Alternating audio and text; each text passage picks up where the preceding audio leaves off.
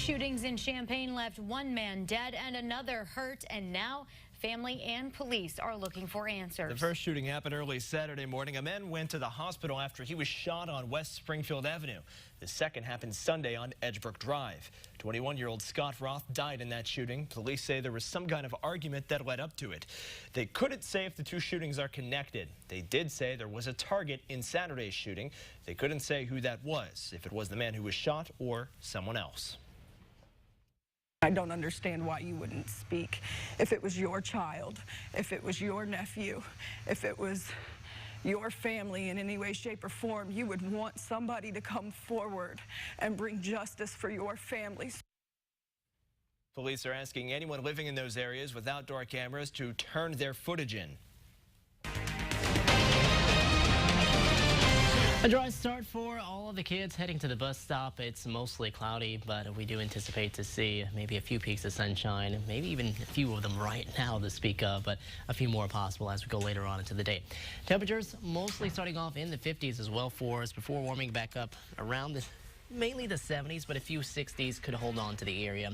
And by the time the kids are heading home, the small opportunity of showers and storms will present itself, but don't think that's going to be too widespread at all. Don't think you're going to have to worry too much about that. The better chances arriving once we head closer to nightfall. Live look outside here in Charleston on your Rooftop Skynet First Mid Skycam, 58 degrees. Looking at those skies that are starting off cloudy with more of the mid-50s that are across a good part of the area. And those rain chances that were close to us now dissipating. We'll keep an eye on that wave that is over Missouri right now as it continues to work its way eastward.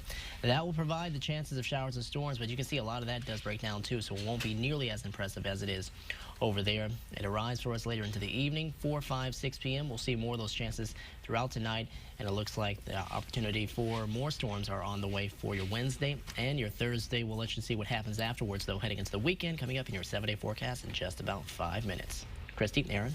Adam, thanks. New this morning, police say they found a man wanted in connection with a shooting last September in Decatur. Our partners at the Herald and Review report that a home in the 1200 block of East Clay Street was hit by 2 bullets. 3 children younger than 6 and several adults were inside at the time. Officers say the 19-year-old suspect got away from them during a car chase. Police say they saw a car speed away from the scene and found it abandoned. Officers found a phone in the car with pictures of the man with guns and texts that talked about buying bullets ahead of the shooting. He was arrested Friday and remains in jail. A Ludlow Village Board trustee is facing charges after authorities say he pulled a gun in Rantoul. 62-year-old Ross Radke is charged with possession of a firearm and disorderly conduct. The Champaign County State's attorney also says his FOID card was revoked. Police are still investigating. A man accused of killing his ex-wife in Bloomington was found not guilty. Pam Zimmerman was shot to death at her office in 2014. Her ex-husband, Kirk Zimmerman, was arrested for her murder. Prosecutors claimed he killed her out of greed and hate and said his motive stemmed from unpaid child support of about $4,000. The defense says there was no way he would kill his ex-wife over such a small payment because he had a good job at State Farm. After 3 days of deliberation, he was acquitted by the jury. One person is dead after a car crash in Champaign County. It happened at the intersection of Rising and Cardinal Roads.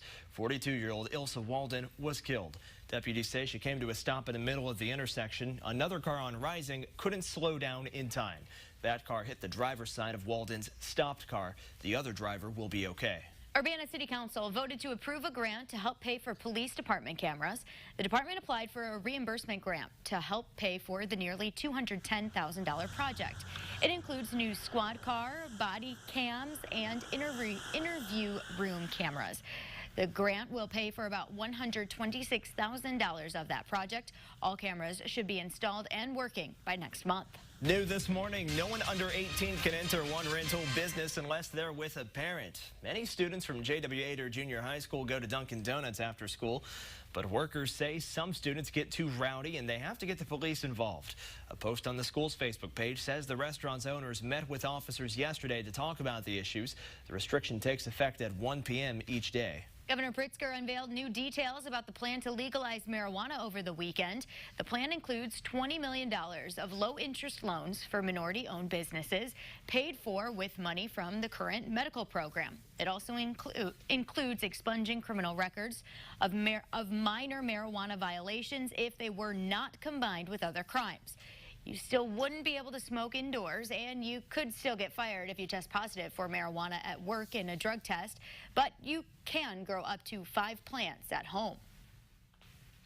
We are taking a major step forward to legalize adult use cannabis. I'd come to the conclusion that prohibition simply does not work. We were focused on changing the failed policy of prohibition. We were focused on the impact on children, not just ours, but all of the kids of Illinois. The nation's war on drugs discriminated against people of color. If it passes, the law would go into effect January 1st of next year. One of Champaign's busiest bridges will be under construction next month. Work on the Prospect Avenue Bridge is expected to last from June until the end of October.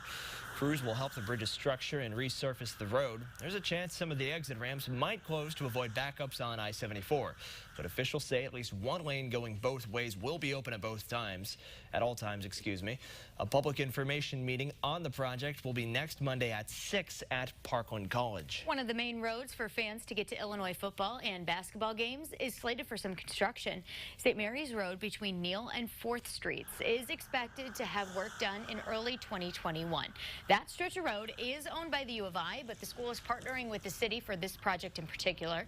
The city's looking for letters of interest from design firms that would be interested in the work. That will wrap up the morning show on WCIA 3, but coming up when we make the switch to WCIX for the 7 and 8 o'clock hours. Dr. Daniel Deem is making the rounds this morning. May is National Stroke Awareness Month, and we'll be talking about that in just about 10 minutes. But before that, let's get one last check of our 7-day forecast with Adam. Up to 73 today, a bit of a cool down from yesterday's upper 70s or lower 80s, but we're back up into the 80s tomorrow. Showers and storms around. The spotty chances today won't really come until the evening, and then we'll see the rain move out of here by Thursday. And guess what? 50s and 60s cooling down. That's not May weather, but at least it's dry. That's true. Thanks for watching, everyone.